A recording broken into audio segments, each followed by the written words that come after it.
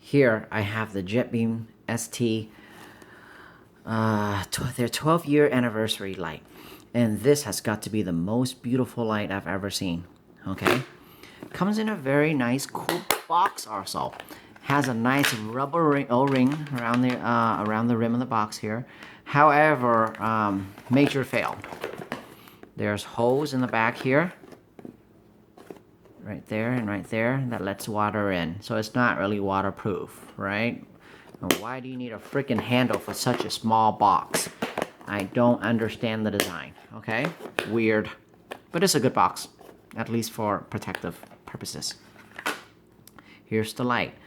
Let's take a look at the light a little bit later and see the accessories here. The light comes with one battery. This is a very cool, unique battery where it has a built-in micro USB port. And in the pouch here, let's dump everything in the pouch out. You have these little metal titanium slabs, an O-ring. Okay, let's put all that away. And look, the micro USB cable here actually plugs into the battery, and you can charge the battery like that. That's a first. I've never seen that before. So that's pretty innovative. The 18650 battery, though, it is a little longer than a regular 18650. Here, let me show you a button top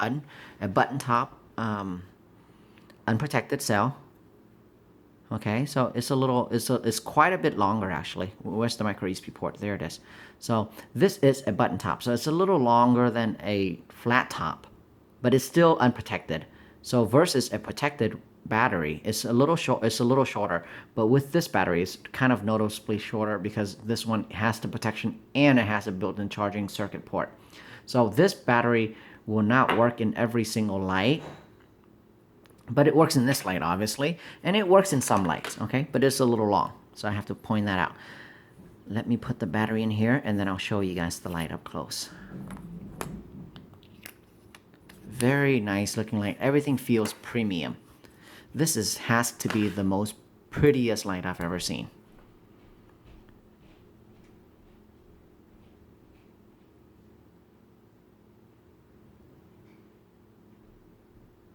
And then I'll just let you analyze the design yourself.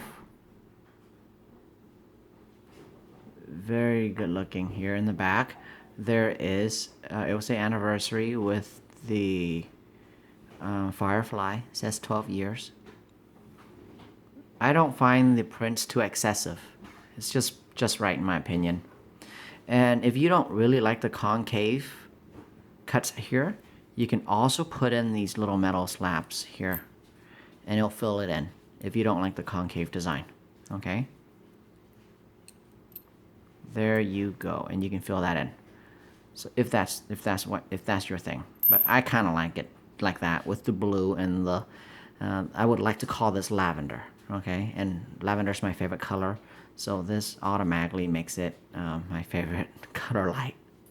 It's not too hefty, but it's very nicely built.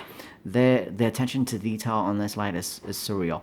They even colored the metal, the titanium retaining ring here.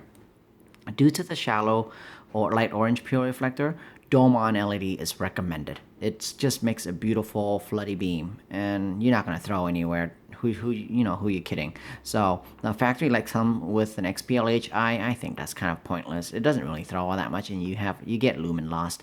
Might as well go with a dome-on. That's the way to go. And with a power boost, it puts out 850 lumen. So that is pretty good output for a it's pretty good output for any light, but it's not too much output that the light will overheat. So it's a very practical light. 850 lumen is plenty from a single LED. The user interface is not bad either. It's pretty good actually. You click to turn the light on, okay? You click to turn the light off. That's part simple, okay? So from off, if you double click, you get the lowest mode, okay? Or if you triple click, you get strobe, okay? So that's pretty cool. If you turn the light on, okay, you double click, you get turbo. So that was already in turbo. So let me go to a different mode. If you press and hold, you go through the different levels. So let's say I'm at low right now. If I double click, I'll get turbo. And if I triple click, I'll have blinky modes. 1, 2, 3.